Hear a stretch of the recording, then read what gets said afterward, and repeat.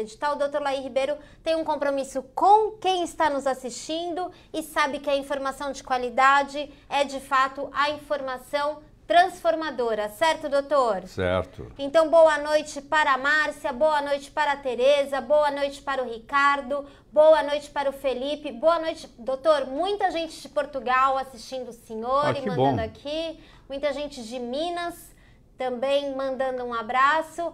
A gente vai falar hoje sobre um assunto que a questão da água com limão suscitou, né, doutor? Foi colocado em dúvida se a água com limão faz bem ou não. E a gente vem hoje para dar um esclarecimento e, como sempre, aprofundar um pouco mais o assunto. Nós vamos transcender o assunto, né? Porque nós vamos falar do assunto de pH, nós vamos entrar na célula cancerosa, nós vamos mostrar a importância do limão, que tem 8.000 anos de uso, começando lá com a medicina ayurvédica, entendeu? Tem muita coisa para ser conversado. A gente vai falar sobre a questão também, né, doutor, que é sobre um organismo alcalino, né, doutor? Isso. Porque a importância do pH. A importância do pH, porque muita gente se aventura a falar sobre isso e precisa de muito conhecimento. Não é um assunto fácil, porque né, doutor? pH é um conceito matemático, né, e físico. Então, você tem que entender de logaritmo, você tem que entender de potência, você tem que entender de eletricidade. Então, é um assunto complexo de ser discutido, sim. Muitas dúvidas já sendo enviadas aqui, as pessoas também se cadastraram e já mandaram muitas dúvidas. Toda essa polêmica da água com limão, doutor, ela foi traçada em volta de duas letrinhas que pH, né? Então eu acho que pra gente começar a nossa noite de hoje, boa noite, gente, todo mundo pedindo pro senhor mandar beijo e tal. Pra gente começar a nossa noite de hoje, vamos direto ao ponto. O que significa pH, doutor? O conceito de pH nasceu em 1909, na Dinamarca, onde um químico dinamarquês de nome Søren Sørensen, ele, além disso, matemático, ele mostrou como é que ele podia simplificar para dizer qual era o potencial hidrogênio iônico de uma substância. P minúsculo, H maiúsculo, é potencial hidrogênio iônico. Então, eles estabeleceram que isso vai de 0 a 14. Se você que está aí me assistindo entende do assunto, vai dizer assim, mas tem substância que tem pH menor que 0? Tem. Tem substância que tem pH maior que 14? Tem. Mas é tão confuso e tão matemático que eles resolveram parar no 0 e parar no 14. É o que nos interessa para a medicina. Então é assim, se o pH é 7, o pH, a base dele é logarítmica. É um processo logarítmico com a base 10. Então, se o pH é 7, ele é 10 elevado a 7. Está entendido? Então, o pH 7 ele é neutro. Ele não é nem ácido, nem básico. O que é abaixo de 7 é ácido.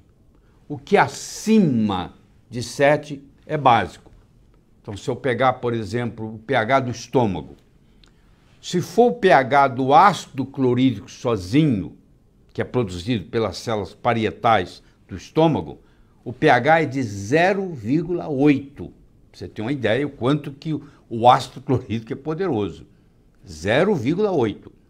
Mas quando ele se mistura e ele faz o suco gástrico, onde tem não só o ácido clorídrico, mas o fator intrínseco, tem o pepsinógeno, tem a mucina, tem a água, isso sofre um processo de diluição.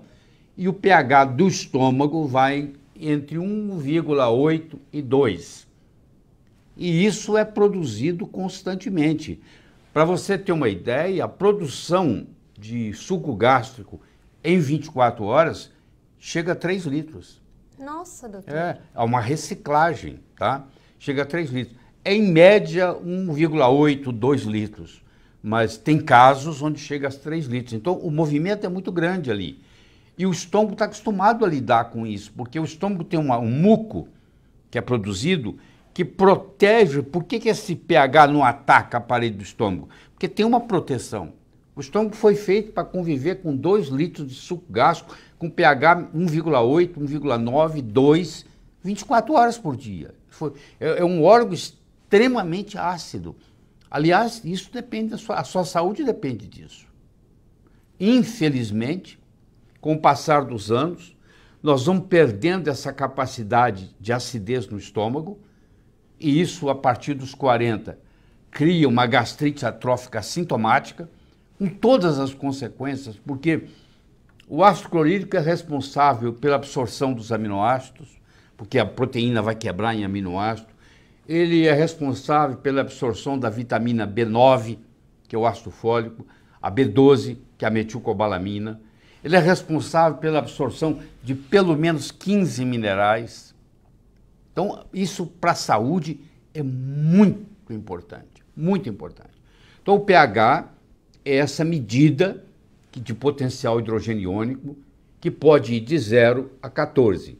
De 0 até 6,9 é ácido, 7 é neutro, 7, acima de 7 até 14 é alcalino. Só para vocês terem uma ideia, por exemplo, a água pura destilada, tirando todos os minerais dela, ela tem um pH de 7. A água destilada, o pH dela é 7. Se eu pegar, por exemplo, a soda cáustica, que é o hidróxido de sódio, a soda cáustica tem um pH de 14. Entendeu? Então é isso que determina. Agora, a medida do pH, que é o pHâmetro, é uma coisa, parece simples, mas é complicada. O pHâmetro é um aparelho eletrônico, é um bom pHâmetro, ele custa mais ou menos uns R$1.000, ele custa $250. Ele tem que ter todo um processo de calibragem para ele poder fazer pH de tudo, porque uma coisa é você medir o pH de uma água, outra coisa é você medir o pH de uma água com a substância orgânica junto. Por exemplo, você coloca um limão, aí já não, aquele reagente que pinga já não é confiável. Porque o limão, como nós vamos discutir aqui, ele tem limonódio, limoneno, limonina, ele tem naringenina, ele tem camperol. São todas substâncias que podem interferir com aquele reagente. E quando a gente está fazendo o pHâmetro e medindo o pH de uma substância, cada vez que você mede e vai mudar, você tem que recalibrar.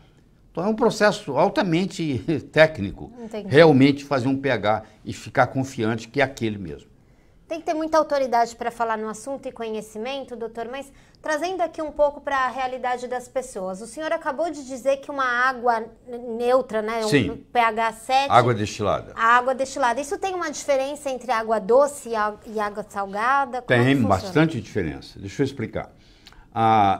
71% da superfície terrestre é coberta de água. Certo. 71%. Só que dessa superfície de água, 96,5% é salgada e 3,5% é doce. Então, a água doce, ela está nos rios, ela está nos lagos, ela está nos aquíferos e ela está nas geleiras, nos polos.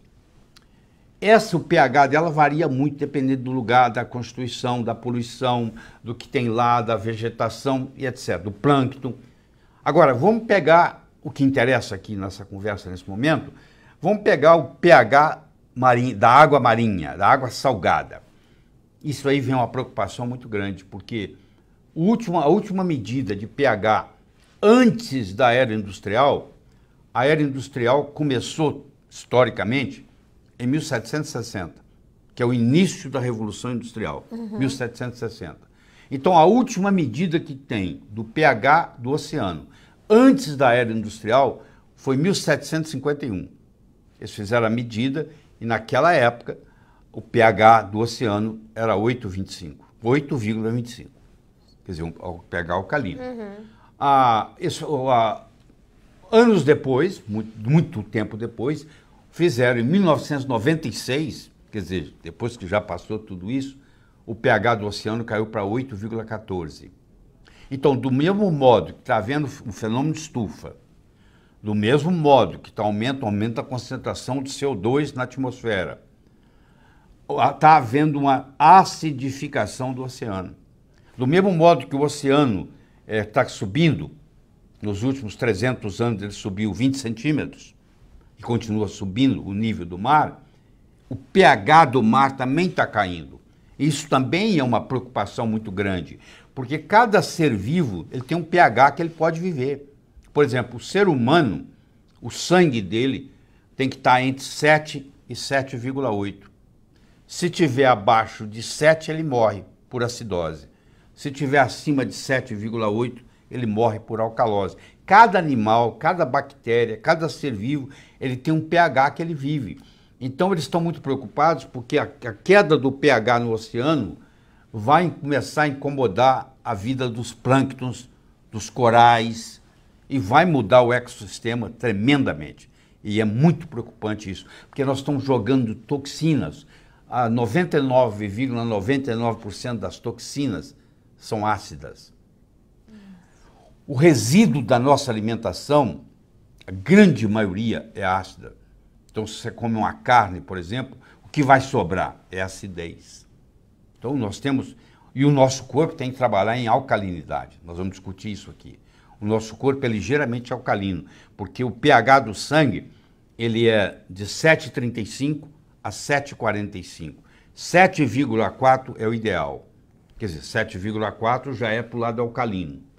Se tudo que você ingere, quase tudo, eu diria que 90% do que você ingere, no final do metabolismo é ácido, o corpo está sempre brigando contra essa acidez. Isso que eu ia lhe perguntar, doutor. O senhor está explicando aqui para a gente uma importância, então, de você ter um sangue que seja... tenda a alcalinidade, mas que ele fique nessa medida. E o que faz essa regulação? O que faz o sangue oscilar entre ácido e alcalino? Tem 3 mecanismos. O principal deles é o sistema tampão, que é feito pelo ácido carbônico, H2CO3, que é uma substância anfótera. Desculpe a terminologia. A substância anfótera é aquela que no meio ácido funciona como base, como alcalino, e no meio alcalino funciona como ácido. Ela equilibra. Então, o H2CO3 faz esse equilíbrio. Apoiado por 2 órgãos, os pulmões e os rins. O pulmão é responsável pela eliminação do CO2, do dióxido de carbono. Se eu acumular dióxido de carbono, eu tenho acidose. Se eu eliminar dióxido de carbono demais, eu tenho uma alcalose. Vou dar um exemplo. Eu peguei uma pneumonia e eu começo a fazer uma hiperventilação por causa da pneumonia. Eu desenvolvo uma alcalose respiratória. Eu agora vou diminuir a minha concentração de CO2. O pulmão, ele faz uma reação muito rápida. O rim não. O rim já trabalha a longo prazo. Enquanto o pulmão pode consertar a coisa em questão de minutos, o rim é questão de horas ou dias para fazer esse processo. Mas são 3 mecanismos que fazem o sangue ficar entre 7,35 e 7,45. É o sistema tampão do ácido carbônico, H2CO3, são os pulmões liberando ou segurando o CO2 e o rim, que pode liberar mais ácido ou mais base, porque o H2CO3 ele vai ser quebrado num ânion e num cátion. Num ânion, que é o carbono, é o bicarbonato, é o íon negativo bicarbonato, ou hidrogênio, que é o cátion, que é o íon positivo.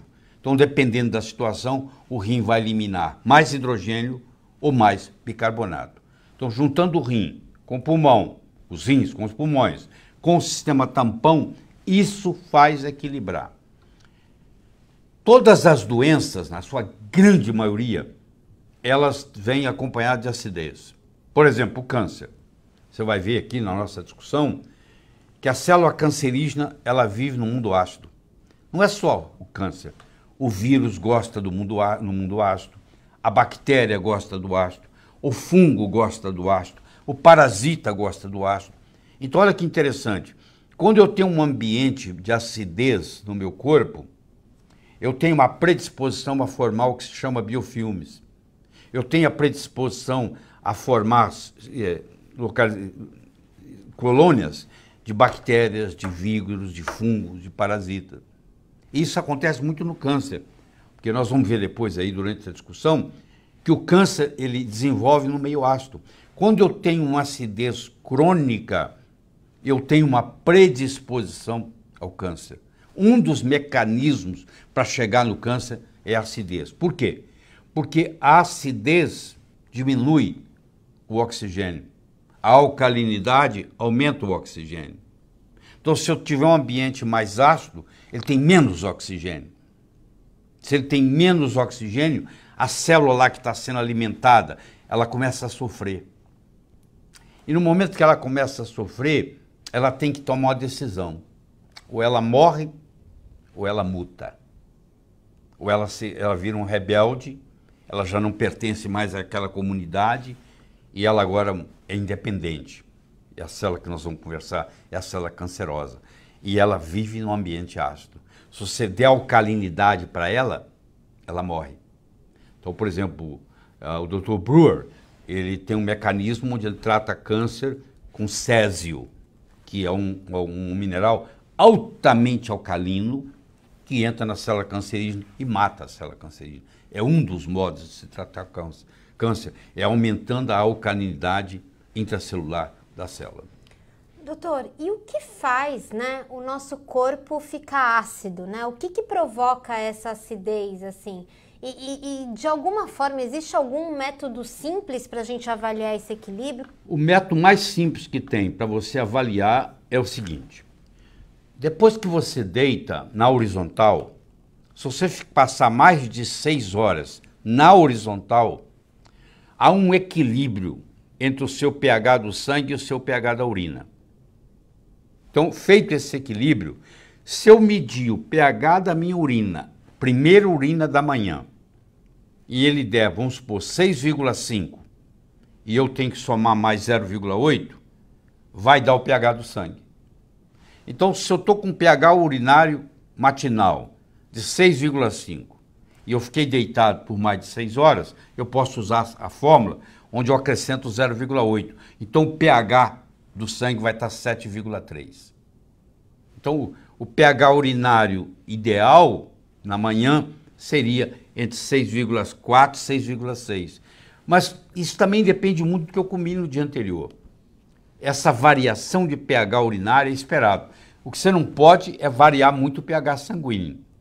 Se eu ingerir um alimento que é ácido, o rim vai ter que eliminar esse excesso de acidez. Então essa urina vai estar com pH mais baixo.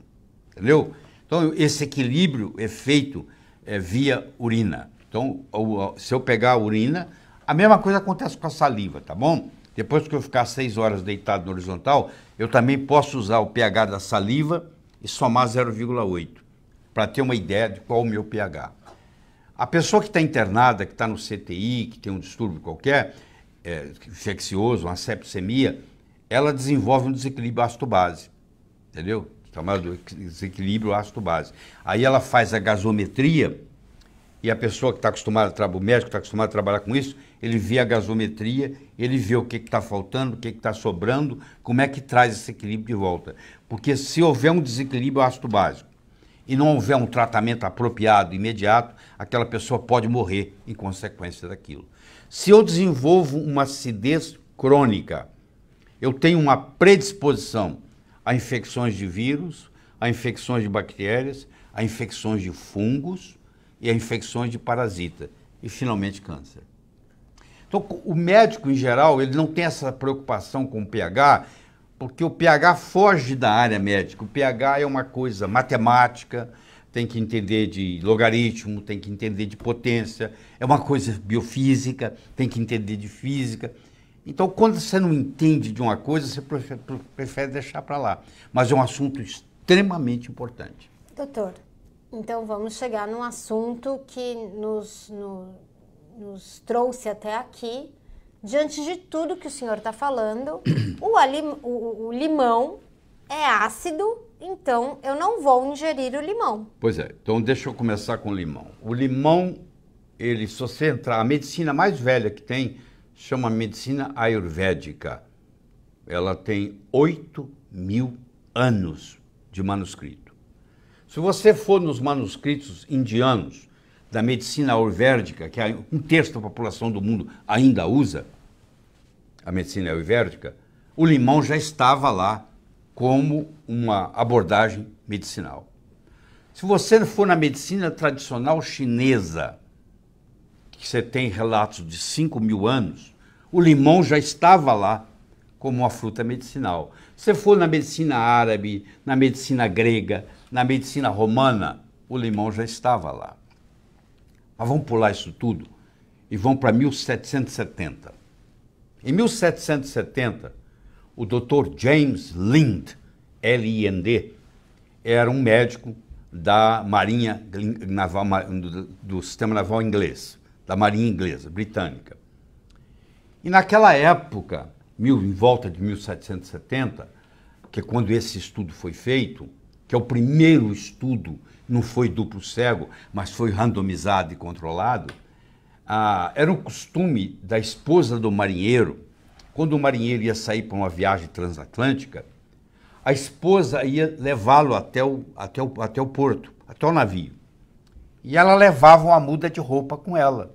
Olha que interessante. Ela despedia do marido, que aquilo era tudo masculino, não tinha nenhum marinheiro feminino. O marido entrava no navio e tinha uma casinha onde ela ia trocar de roupa. Ela saía de lá de luto. Ela voltava para casa de preto. Por que ela voltava para casa de luto? Porque a chance do marido morrer na viagem era mais do que 50%. Nossa. Ou porque eles iam encontrar o fim do mundo, iam cair, era o conceito que se tinha na época da Terra plana, ou porque ele ia morrer. Hoje nós sabemos de escorbuto. Como eles não podiam levar alimento fresco, eles levavam alimento que não é fresco, que pode ser guardado. Então, a vitamina C só está no alimento fresco. Então, os marinheiros desenvolviam uma deficiência de vitamina C. E a doença chamava escorbuto. E o escorbuto cai todos os dentes e a pessoa perde a vida por sangramento. Ela sangra até morrer. Então era comum você sair com 200 marinheiros e voltar com 100, porque metade da tripulação morria de escorbuto. Pois bem, o Dr. James Lind, um dia conversando com uma pessoa, ele disse, se você não sabia que ela chamava escorbuto, não tinha sido descoberta a vitamina C, nada disso, nós estamos falando de 1770.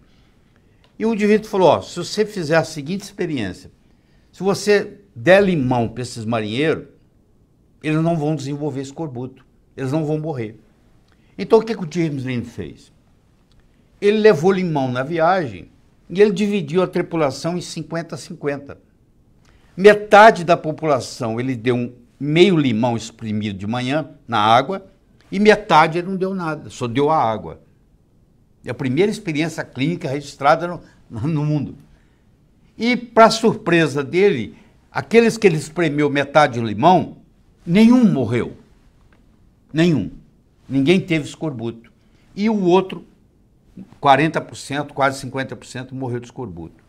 Você imagina, uma situação dessa, ele levou de volta para a Inglaterra, apresentou, e entre o Dr. James Lind descobri que meio limão espremido de manhã acabava com a mortalidade por escorbuto na viagem, e a Marinha Britânica oficializar o limão de manhã, passaram-se 261 anos.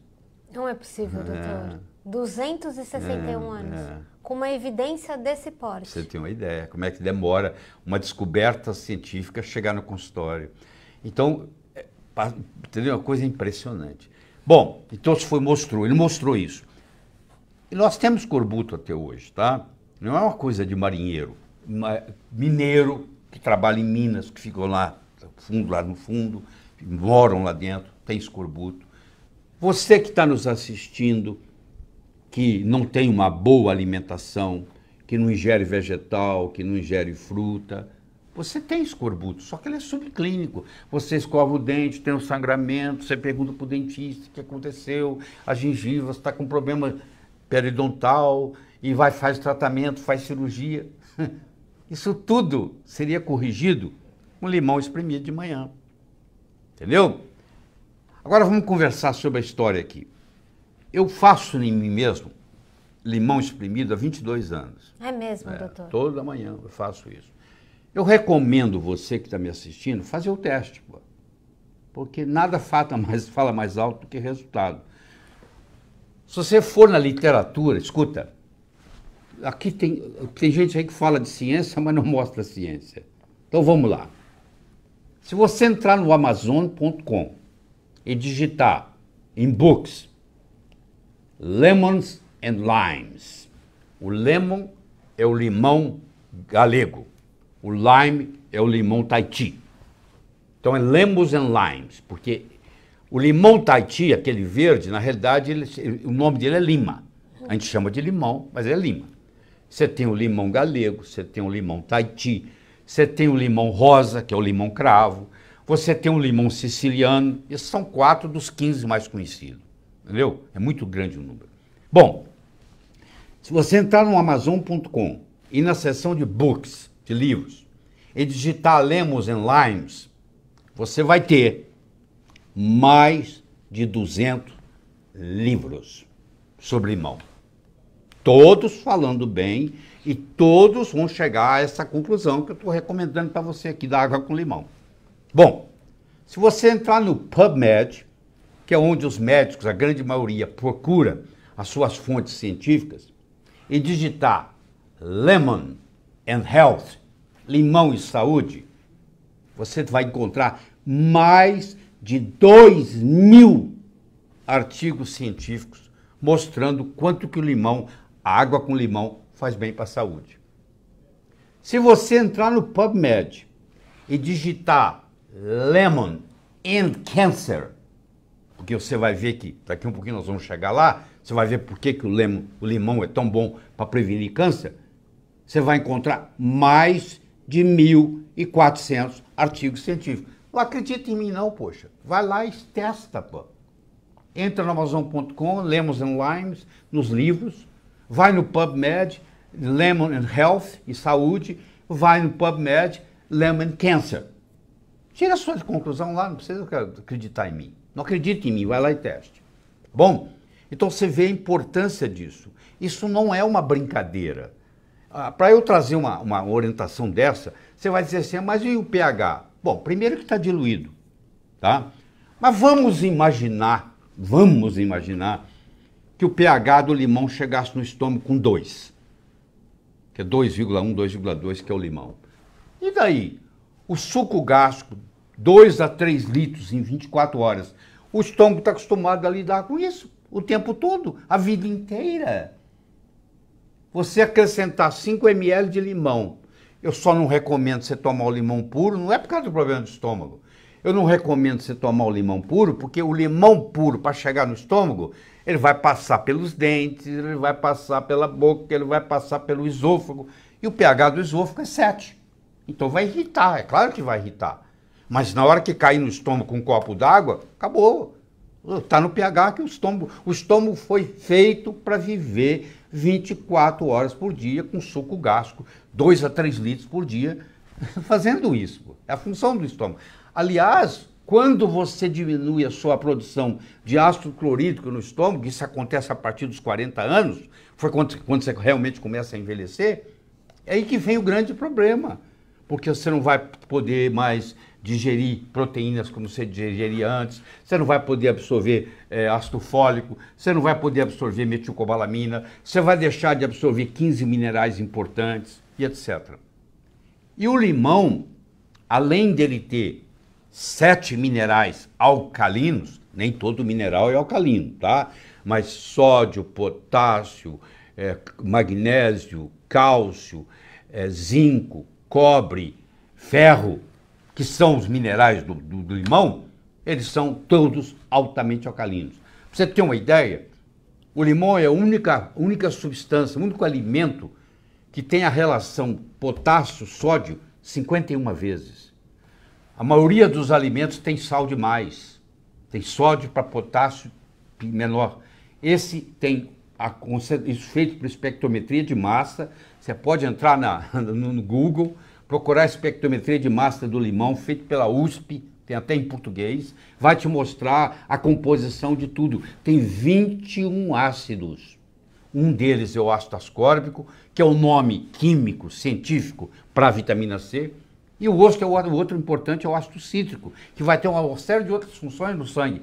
Isso sem falar a naringenina, o camperol, os limonoides, os limonenos, as limoninas, Você quer que eu continue ou pare aqui? E cada uma dessas substâncias, uma vez absorvida, tem uma propriedade fisiológica importante. É igual a história do ovo. Quando eu falava que o ovo, você tinha que ingerir ovo, como eu ingiro, também há mais de 30 anos, para vir para cá, eu ingeri 2 ovos cozidos. Olha só, que é uma coisa simples, barato, fácil. Tudo que a vida precisa está no ovo, está ali. Dali vai sair um pintinho, tem tudo ali. Do mesmo jeito eu falo com limão, é simples, é barato, é fácil. Só que no momento que você cortou ele, você tem 10 minutos para ingeri-lo. Porque do contrário ele perde as propriedades todas. Não tem essa história de fazer e guardar. Ah, eu vou cortar o limão metade de manhã, não, joga fora, corta outro. Não pode ficar essa história de guardar o limão. É igual a maçã, você cortou ela, ela oxida. Aí perde as propriedades. Doutor, assim, os comentários aqui, falando das pessoas, o que elas sentiram depois que seguiram a sua orientação, de tomar uma água com limão, o quanto que isso melhorou e tal, mas também, doutor, a gente também tem que dar uma chance para quem está tendo acesso a esse conhecimento pela primeira vez. Tá, deixa eu só falar uma coisa aqui. Você começou a tomar água com limão. Se por um acaso acontecer de começar a te irritar, vai para meio limão. Se continuar irritando, vai para 1/4 de limão. Qual o problema? Você faz com 1/4 de limão, aí você vai pegar o jeito, seu estômago vai melhorar, vai haver uma cicatrização, você vai... Porque o estômago tem que viver com ácido clorídrico, ele nasceu para isso. O problema é quando você toma o omeprazol e você tira esse ácido clorídrico da sua vida. Esse é o grande problema, que nós podemos passar uma live inteirinha sobre isso, que é o grande problema do Brasil. Todo mundo, a cereja do bolo é o médico receita, e omeprazol. Você não tem ideia o mal que isso faz. Você não tem ideia. Gente. Espera, deixa eu falar. Claro que se você operou do trato digestório e você vai poder tomar seu omeprazol por 30 dias. Claro, tudo tem o seu momento.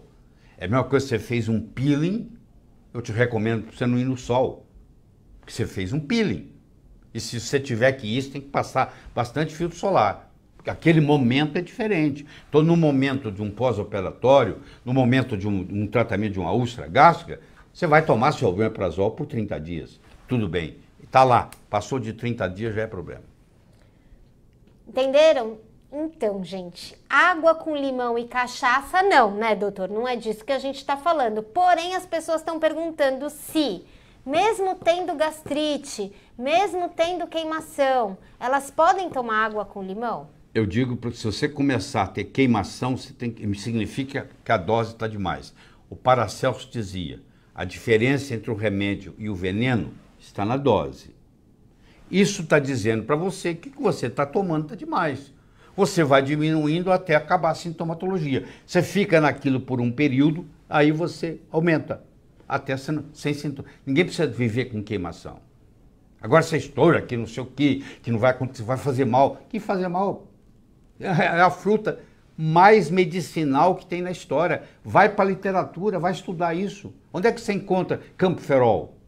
Onde é que você encontra naringerina? Onde é que você encontra limonoide? São substâncias altamente benéficas para a saúde. Estão tudo no limão.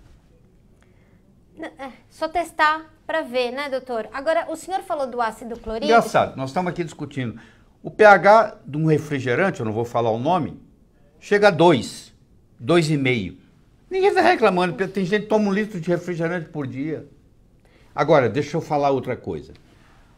O limão, quando ele entra, você toma ele, ele é ácido.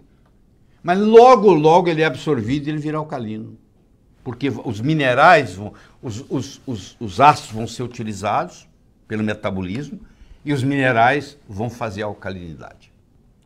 Então, no fundo, no frigir dos ovos, ele é um alimento alcalino. Um alimento alcalino, a gente já está entendendo que quando você consome, você utiliza algumas técnicas para tornar o seu corpo alcalino, você está mais protegido? Sim, não tenha dúvida. E você também... O jovem é alcalino, o velho é ácido. À medida que você vai envelhecendo, você vai ficando acídico, entendeu? Infelizmente, envelhecer é ficar acídico. Tu alimenta, por exemplo, você gosta de carne, tudo bem, eu também gosto. Mas se você comer carne demais, o frigir dos ovos da carne é muito acídico. Você tem que fazer alguma coisa alcalina para compensar. Porque todo o nosso metabolismo, o lixo dele final é acídico. É acídico. Porém, tem um ácido bom, que é o ácido clorídrico, né, doutor? Então, o ácido clorídrico, ele é produzido no estômago. Ele, quando é produzido pelas células parietais, que são as mesmas células que produzem o fator intrínseco, e eles têm que baixar o pH do estômago para quando a comida que passa do estômago para o duodeno, aí deixa de chamar comida e chama quimo, Q-U-I-M-O, quimo. Quando o quimo cai na parte inicial do duodeno, quanto mais ácido for o quimo na parte inicial do duodeno, maior será a produção de um hormônio chamado secretina. Aliás, secretina foi descoberta em 1902. É o primeiro hormônio descoberto no ser humano. Foi a secretina, que é produzido pelas células S da parte proximal do duodeno. E a secretina tem como função estimular a produção da cistocinina, que é a CCK, que vai liberar a bile, da vesícula biliar, e a secretina, escuta, vai liberar o suco pancreático, que vem junto dele, além das enzimas digestivas, vem bicarbonato. Olha que coisa interessante. Enquanto o estômago tem um pH 2 ou menos que 2, 1,8 em muitos casos, já o pâncreas é um órgão altamente alcalino e produz um suco que tem um pH de 8. E quanto mais ácido chegar na parte proximal do duodeno e estimular a secretina, mais suco pancreático é produzido. Olha como é que a coisa se equilibra. Esse equilíbrio tão bonito que a gente pode... Você sabe quando você estuda o corpo humano com profundidade, você não consegue ser ateu mais? É mesmo? Ué, porque a inteligência é tão grande que tem ali, que você fala assim, tem que ter uma inteligência maior para poder colocar tudo isso, meu Deus. Não pode ser. Entendeu? Entendi. Quando você se aprofunda profundamente na ciência, você chega à conclusão que existe uma força maior para coordenar tudo isso. Que coisa bonita, doutor. Por falar nisso, queria que o senhor... Quem está nos assistindo, né? As pessoas estão muito satisfeitas com as explicações, né? Elas já estavam com a tranquilidade de seguir essa sua orientação com relação à água com limão há muito tempo, então... Não, isso eu venho falando tem mais de 15 anos. Eu recebo e-mails e mais e-mails, você sabe disso, de pessoas que usaram e mudaram a vida. Sim. Eu acho que você deve para você essa chance. Se você está com medo de começa a comer limão. Começa com um quarto de limão, para você ver como é que acontece. Principalmente você que está tomando omeprazol. É um jeito de você de se desmamar do omeprazol. Eu não estou falando de separar o omeprazol de uma vez, não. Porque, infelizmente, eu não tenho tempo de explicar aqui, mas quem está tomando omeprazol criou uma certa dependência. Então, um jeito de eu desmamar, eu começo a fazer o desmame pelo limão. Agora, doutor, o senhor aqui explicou um pouco como é que a célula cancerígena vive e que ela precisa desse meio ácido. O senhor começou a falar aqui, né, que a mistura de água com limão, ela tem esse poder de tornar o corpo mais alcalino. Tudo isso pode me levar a uma sensação de que, ao contrário do que a gente vê por aí, podemos ter boas notícias sobre o câncer, doutor? Bom, primeiro deixa eu explicar o mecanismo da formação do câncer.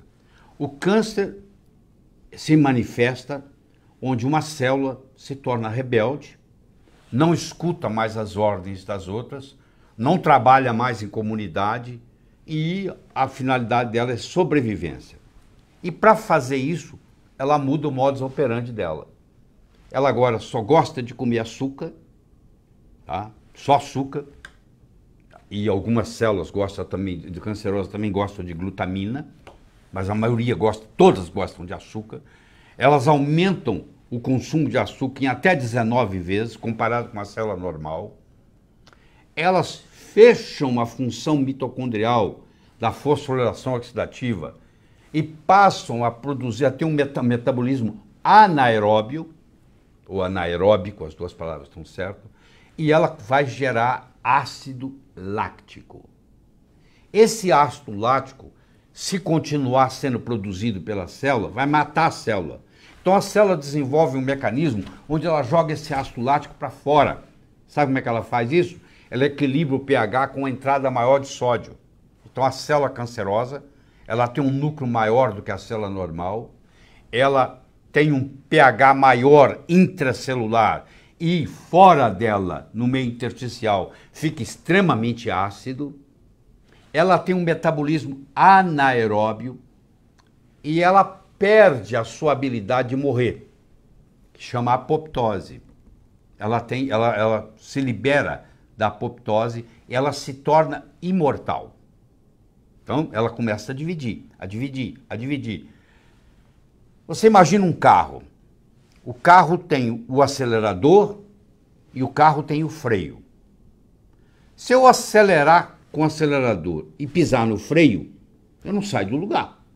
Concorda? Bom, então o câncer é assim, ó.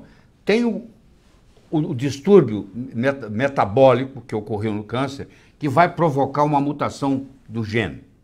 Então o gene, que era um proto-oncogene, vai virar um oncogene.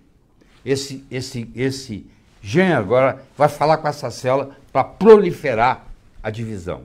Então é uma atividade proliferativa. Mas aí vem o freio e freia isso. Se isso aqui se equilibrar, o câncer não desenvolve. Enquanto isso está havendo reparo do DNA. Porque eu tenho três coisas. Eu tenho a proliferação, eu tenho a supressão e eu tenho a reparação.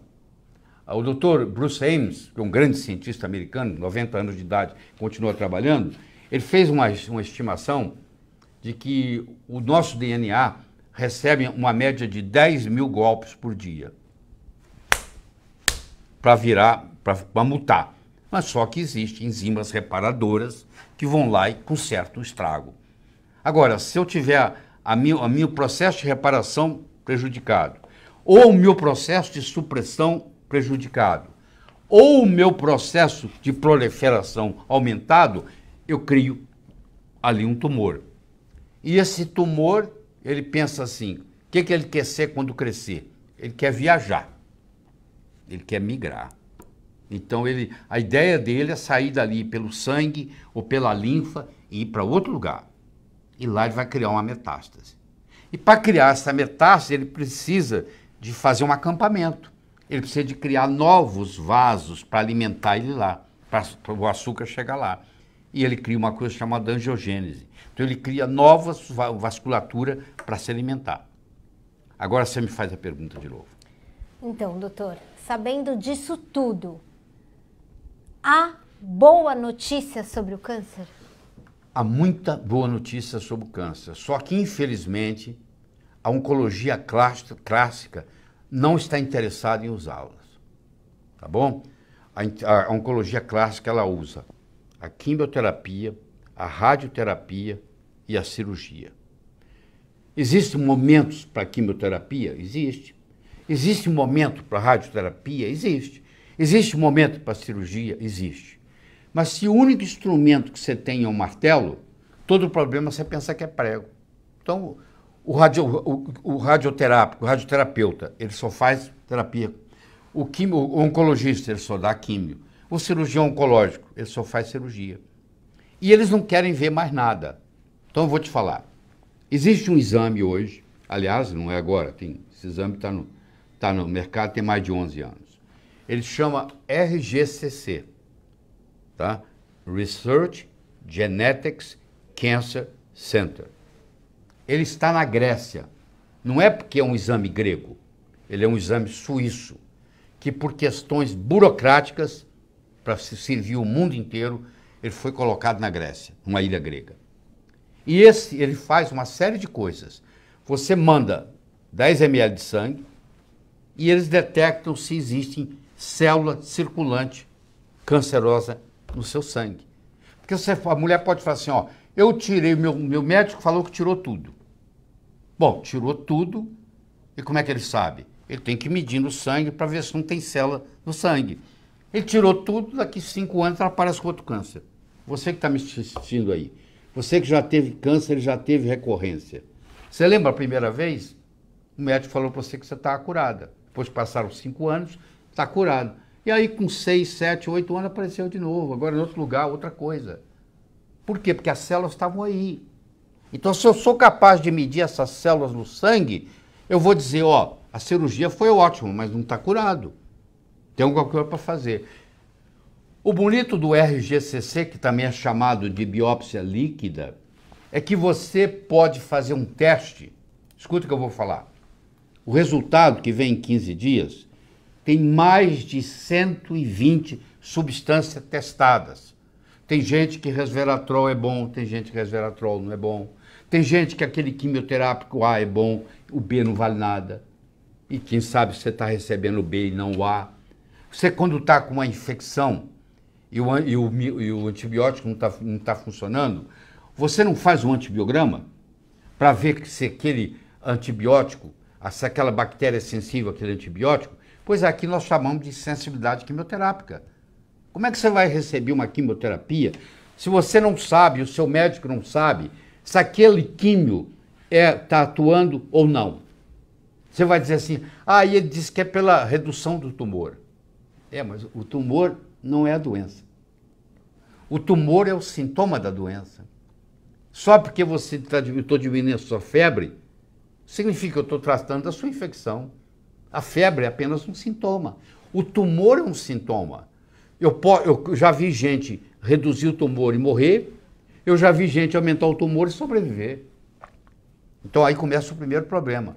Se você usa o tumor como parâmetro e você pensa, é uma ingenuidade, com tanto estudo que tem hoje, de que o tumor diminuindo você está resolvendo o câncer, não. Eu tenho que tirar a prova dos 9. Eu tenho que ver se tem célula cancerosa circulante no sangue. Eu tenho que ver quais são, mesmo os nutracêuticos que eu posso usar. Será que esse nutracêutico, para esse paciente, funciona? Ele pode funcionar para esse, pode não funcionar para aquele. Cada um é individual. Então, se você vê o câncer desse jeito, você tem uma série de opções. Mas se você dá a mesma coisa para todo mundo, caracrachá, nós vamos ter essa situação que nós temos aí. Eu sei que o que eu vou falar vai mexer com você, mas eu vou dizer. Porque eu tenho, se alguém quiser me processar, eu tenho como provar. Nos últimos 50 anos, a mortalidade do câncer não mudou. É jogo estatístico que eles fazem. Porque é assim, se diz que um câncer está curado, se você passar 5 anos sem ter recidiva. Se você tiver recidiva com 5 anos e 1 mês, está fora da estatística. E como hoje os cânceres são diagnosticados mais precocemente, por causa das abordagens diagnósticas serem melhores, você fica mais tempo com câncer. Então é mais fácil você completar os primeiros 5 anos. Então dá-se a impressão, para quem não entende de estatística, de que a mortalidade diminuiu. Não é verdade. É verdade, sim. Existem alguns tipos de câncer que, sob algumas medicações, têm melhorado a mortalidade. Mas esses são mais exceções do que regra. E eu vou dizer de cara alguma coisa para você aqui. Só porque o remédio é mais caro, ele não vai funcionar melhor. Em oncologia, não existe correlação entre o preço do remédio e a sua eficácia. Guarda isso. Porque a família está desesperada e tem aquele remédio caro que vai vir dos Estados Unidos. Ele não vai resolver o problema. Estou cansado de ver.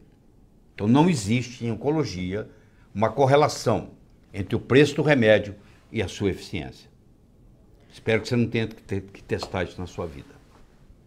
Doutor, está ficando muito séria essa conversa. Está ficando séria essa conversa e eu acho que a gente pode, para todo mundo que está nos assistindo, provavelmente a gente está um recorde aqui de pessoas de forma simultânea que estão nos assistindo. Quero agradecer a audiência de todo mundo.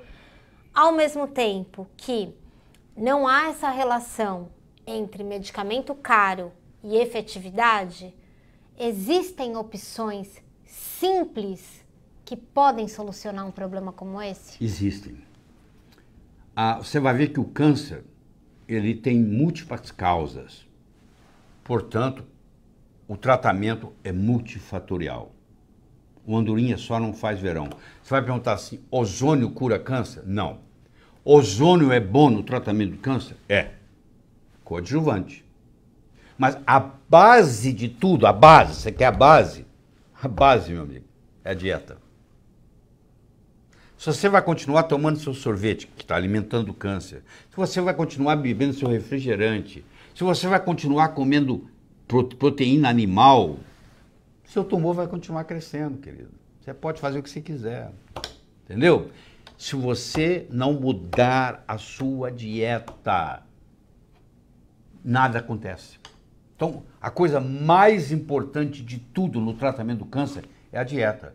Mas você vai num médico clássico oncológico e pergunta, e aí, doutor, o que eu posso comer? O que você quiser. Ou seja, eu peguei um peixe que está no rio contaminado do Tietê, e porque ele está no rio contaminado do Tietê, ele desenvolveu um tumor hepático no fígado. Eu tiro esse peixe da água, coloco ele lá, preparo, tiro o tumor dele, opero e jogo ele de volta no rio Tietê. O que você acha? Eu joguei ele de volta no ambiente onde causou câncer. Eu tenho uma analogia que eu falo o seguinte, vê se você gosta. Você imagine se eu cortasse todas as árvores da floresta amazônica. Sabe o que ia acontecer? Macaco ia embora, onça ia embora, todo animal de floresta ia embora. E o animal de deserto ia mudar para lá. Se eu mudei o terreno biológico, o câncer vai embora. Agora, se eu continuo com o terreno tumoral que gerou o câncer, eu corto aquele e vem outro. Você está me entendendo? E você tem que usar essa doença como evolução. Eu já vi muita gente na área de cardiologia, eu já conversei com muita gente que, na época que eu atuava, que dizia assim, doutor, a melhor coisa que aconteceu comigo foi esse infarto no miocárdio que eu tive. Porque hoje eu dou valor à vida, hoje eu cuido dos meus filhos melhor, eu tenho mais carinho, mais atenção, mais paciência. A mesma coisa acontece com o câncer. O câncer pode ser extremamente pedagógico. Agora, você tem que estar com a mente aberta de que você vai enfrentar uma batalha, você precisa de gente que ajude você nessa caminhada. Você vai passar por um processo de 8, 10 meses, que é duro, que é difícil. A mente tem que estar muito bem preparada, entendeu? Você tem que fazer um detox muito grande, porque nós vivemos num oceano de toxina. O que causa câncer? A desnutrição, a intoxicação, o estresse e o conflito emocional, infecções, muitas delas dentárias, entendeu? E uma pequena porção genética, 10%.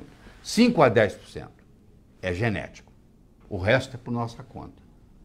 Então você não é refém da sua hereditariedade. Você pode mudar isso.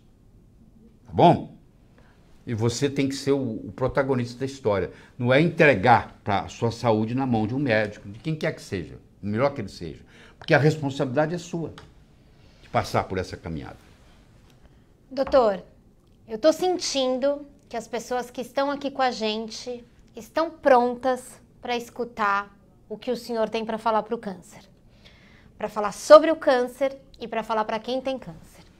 Nós estamos chegando a 1 hora de live.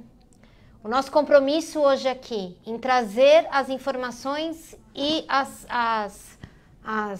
recomendações sobre um assunto estão chegando ao fim.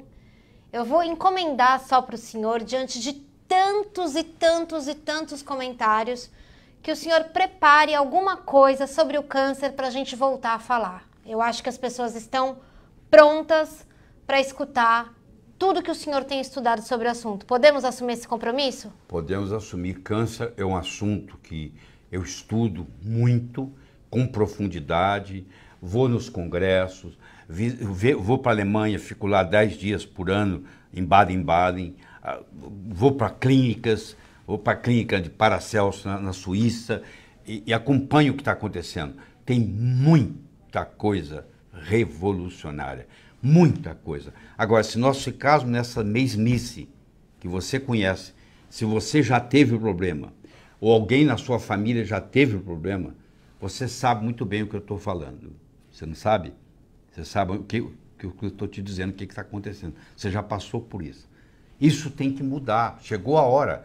Vitor Hugo dizia que quando chega, nada é mais forte do que uma ideia quando chegou o seu momento. Eu acho que chegou o momento onde o médico tem que entender que existe mais de um caminho que leva a Roma. Porque aqui no Brasil você é o médico que tentar fazer qualquer coisa diferente, ele é apedrejado. Ele tem que fazer a mesmice, mesmo que o paciente morra. Se ele seguir o protocolo, não tem problema. E tem câncer que vai morrer de qualquer jeito, tá bom? Isso depende do estágio do câncer que você chega. Mas uma coisa é morrer. Outra coisa é morrer com dignidade. Porque morrer, todos nós vamos morrer.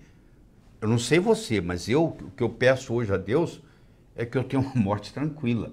Porque eu acho que a melhor coisa, o melhor presente que você pode ter nesse mundo é ter uma passagem digna. Né? Ter uma passagem digna no momento que chegar a sua hora. E isso nós temos que levar em conta. O que adianta eu matar o câncer, mas matar o paciente que também é dono do câncer? Ah, mas eu matei o câncer. Você matou o paciente. Porque muitos do que é usado hoje, ele destrói o sistema imune de tal jeito que abre perspectiva para ter novos cânceres chegarem. Tem outras perguntas aí. Vamos mais uns 20 minutos. Vamos mais uns 20? Então tá ótimo. Doutor, as pessoas estão perguntando aqui. Tenho câncer, importa o estágio que eu diagnostico o câncer para ter cura ou não? O que pode fazer a diferença num tratamento, doutor? Existe uma coisa chamada point of no return.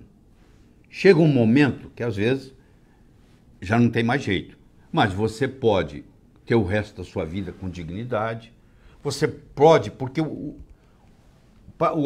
tratamento do câncer devia ser avaliado assim, a longevidade e a qualidade de vida. Então eu fiz o meu tratamento, eu vivi mais 3 anos com qualidade de vida. O que adianta eu viver mais 3 anos sofrendo, com dor, com fralda, entendeu? Internado, sem nada. O que adianta eu fazer isso? Absolutamente nada. Então eu tenho que ter longevidade, tenho que aumentar a minha sobrevida com qualidade de vida. E isso a gente poderia discutir 10, 15 horas seguidas. A quantidade de abordagens diferentes que existem sobre o assunto. Aliás, você, meu aluno, que está aí me assistindo, eu sei que tem muitos alunos do pós-graduação que estão aí, eu quero dizer para você que eu também estou com saudade de você. Então, nós vamos voltar agora dia 2 e 3 de fevereiro e você vai ter comigo lá o sábado e o domingo inteiro, só sobre câncer. Nós vamos discutir isso lá com profundidade. Doutor, as pessoas também perguntam, né, um pouco sobre a sua trajetória profissional, né, como é que o senhor tem tanto conhecimento sobre várias áreas também, né? O câncer sendo uma doença multifatorial precisa dessa trajetória toda, né, doutor? Então, eu sempre fui autodidata, tá? Eu descobri que o jeito do céu ser o limite, é você ser autodidata. Porque se eu dependo de um mestre para me ensinar, eu vou até onde o mestre vai. Agora, se eu tenho tempo, tenho condição financeira e tenho habilidade, qualquer assunto que eu escolher, eu já estudei mais de 600 horas de câncer. Mais de 600 horas. Eu tenho lá mais ou menos 1.400 slides de câncer que eu fiz. Vendo tudo que tem no mundo, entendeu? Tudo que tem no mundo. Então, já converso com as pessoas, ligo para os grandes mestres que trabalham com câncer, converso com eles, troco ideias. Então, isso aí dá um conhecimento. Eu não preciso estar no dia a dia, no consultório, olhando o paciente, entendeu? Aliás, eu não tenho consultório. Por essa razão mesmo, para ninguém me incomodar. Eu estudo o dia inteiro, estudo 8, 10 horas por dia, incluindo sábado e domingo, entendeu? A minha vida é para isso, e qualquer assunto que você me der, eu vou em profundidade e apresento ele para você, e você vai aprender alguma coisa nova comigo. Tá certo. O doutor disse aí que está com saudade do pessoal da pós e volta no primeiro final de semana de fevereiro, não é isso, doutor? Dia 2 e 3. Ótimo.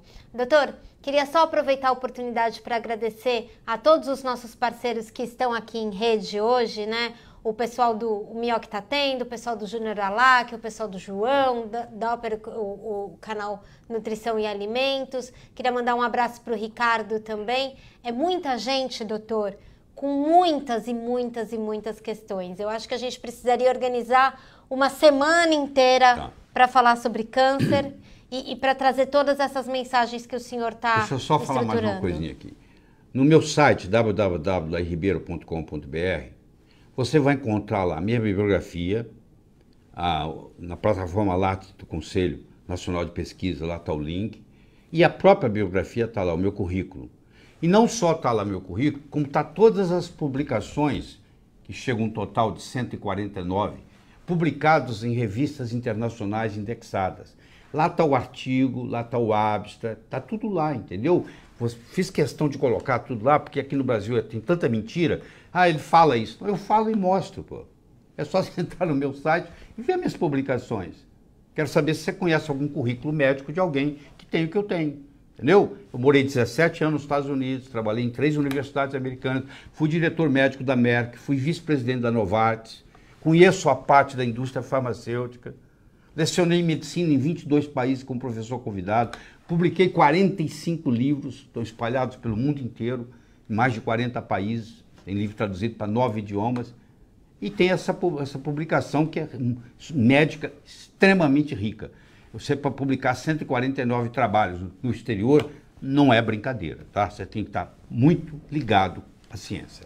Se você está aqui com a gente até agora, além de agradecer a sua audiência, eu vou te fazer um convite. Aqui no link da descrição, né, que você pode ver se você está no YouTube, né, o pessoal que está no Instagram é o link que está no perfil, no Facebook é o link que está aqui também. Você pode ter acesso ao nosso infoproduto, o Palavra do Dr. Laí Ribeiro, que ele preparou fresquinho para você, água com limão e outras 6 oportunidades para você caminhar para a autocura. E se você adquirir hoje o Palavra do Dr. Laí Ribeiro, nessas publicações resultantes de tantas horas de estudo, você tem um livro, né? Um livro que não está à venda em nenhum lugar, que fala de dieta, que fala, enfim, de todos os caminhos que têm o potencial de transformar a sua saúde, sem que para isso você precise ficar refém de um caminho único. Doutor, eu queria muito agradecer tudo que o senhor falou aqui. Eu sei que não é fácil, eu sei que é um preço muito caro que se paga, mas eu sei que o senhor também tem um compromisso e vou te pedir para o senhor voltar a falar sobre esse assunto. São milhões de comentários, doutor. Vendo tantas pessoas aqui, eu acho que é um assunto que a gente precisa voltar a falar. Pode ser, doutor? Pode, eu tô comprometido. Eu acho que o assunto câncer é um assunto de sofrimento do mundo inteiro. Eu acho que esse nosso trabalho pode fazer uma diferença, entendeu? Ninguém consegue me parar, porque eu estou decidido a fazer isso, custe o que custar, entendeu? E eu não vendo nada, eu não quero nada, eu só quero te trazer a informação para você decidir. Você tem que ser, a sua saúde, você é o protagonista. Você é o que vai dar o show. É você que tem que resolver. Você, quando vai... Antigamente, quando a gente ia fazer os americanos iam viajar para o oeste, eles chegavam em St. Louis e lá tinha os mestres de carruagem. Você tinha que contratar algum mestre que você ia andar 3.000 quilômetros, seria atacado por índios, etc. Quem que ia te levar? Quem que ia fazer essa travessia com você até onde hoje é a Califórnia? Então, eu vou fazer a analogia aqui para você. Você foi diagnosticado com câncer, você vai ter que viajar para o oeste. Você vai ter que ir de St. Louis até a Califórnia. É uma viagem perigosa, tem ataques, tem tudo. Quem é que você vai escolher para te levar? Qual o médico que vai te acompanhar? Você tem que saber escolher isso com carinho. Você tem que ter segunda opinião. Você tem que chegar para o médico e falar assim, doutor, o que eu vou ser tratado como? Eu vou fazer isso, isso, isso. O senhor pode me mostrar 3 ou 4 ou 5 pacientes que o senhor fez isso, isso, isso e saiu bem? Se ele te falar, mostrar, ele está de boa vontade. Se ele falar para você que isso não acontece, que ele não pode fazer isso, você já começa a desconfiar.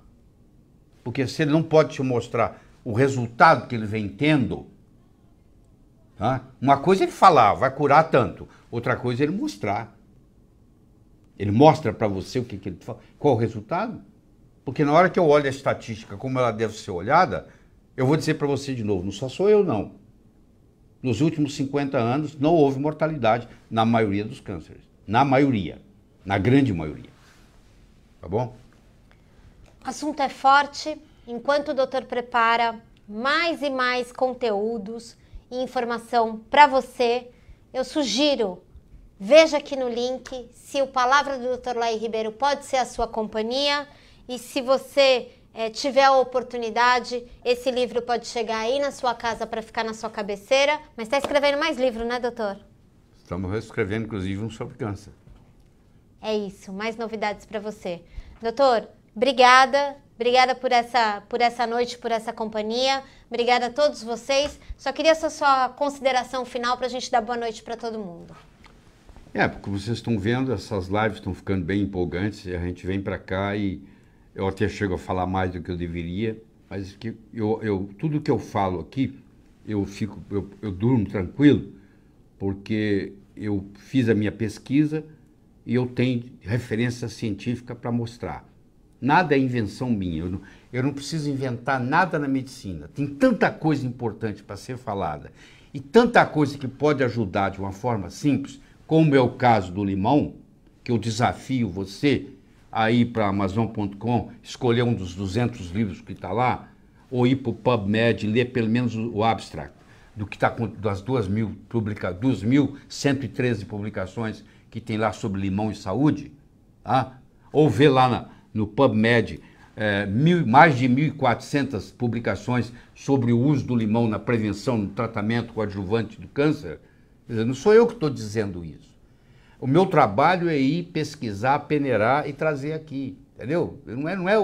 Isso não é coisa do Laí Ribeiro, quero que você entenda isso. Não é coisa minha, não. O meu trabalho é ir garimpar o que está acontecendo no mundo, em qualquer área. Você pode falar em esclerose múltipla, eu sei. Você quer falar na esclerose lateral amiotrófica? Eu sei. Você quer falar na cardiologia? Eu sei. Eu faço tudo. Eu estudo a medicina inteira. Eu tenho alunos na sala de praticamente todas as especialidades. Eles ficam comigo 18 meses. Tá? 18 meses aprendendo, questionando, 2 microfones abertos, respondendo perguntas o tempo todo. Tá bom? É isso aí. Gente, muito obrigada. A gente volta muito em breve com mais informações. Você pode nos acompanhar nas redes sociais do doutor, né, doutor? Também, além de tudo isso que ele faz, ainda arruma tempo para trazer conteúdo de qualidade para quem te segue, não é isso, doutor? O Instagram tá aí para vocês. Tem novidade 3, 4 vezes por semana. Não é? E vai continuar assim. É isso, a gente adora o pessoal do Instagram, né, doutor? O doutor tem um baita carinho. O pessoal do Facebook e do YouTube também, não precisa ninguém ficar com ciúme. Obrigada, gente!